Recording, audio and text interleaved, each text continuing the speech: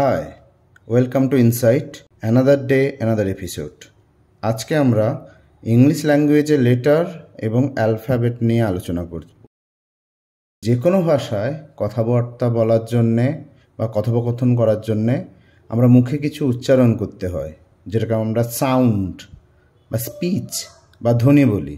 এই ধ্বনিরই লিখিত রূপ হচ্ছে লেটার বা বর্ণ। তাহলে ফার্স্টে যদি আমরা জানতে চাই what is a letter in English language, তাহলে বলতে পারি a letter is a character or sign representing one or more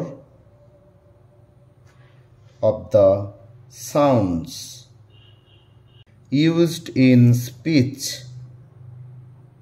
তাহলে আমরা বলতে পারি বাংলায়, না ধ্বনির লিখিত রূপ হলো বর্ণ বা লেটার। ইংলিশ ল্যাঙ্গুয়েজে, ইংরেজিতে এ থেকে জেড অবধি মোট 26 বা 26টি লেটার বা বর্ণ আছে। তাহলে ইংলিশ ল্যাঙ্গুয়েজে আমরা মোট 26 লেটার খুঁজে পাই।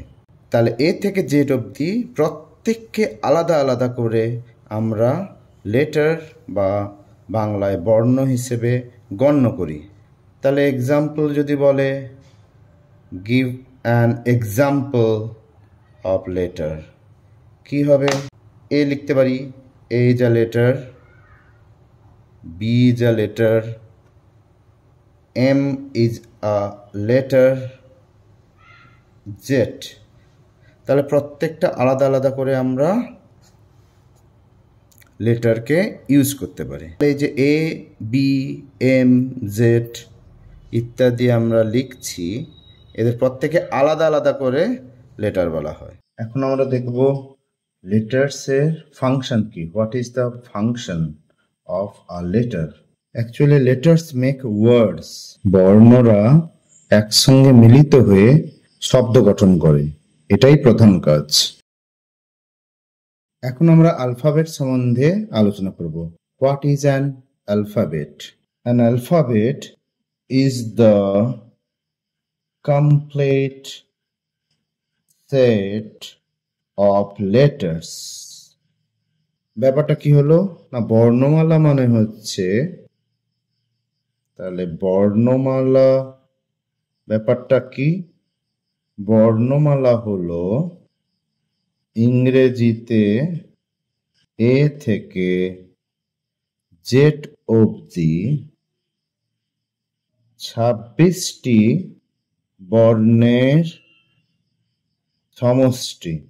অর্থাৎ এ থেকে জেড অবধি টোটাল যে লেটার্স আছে তাদেরকে একত্রীকরণ করলে ওই সেটটাকে আমরা বর্ণমালা বলবো।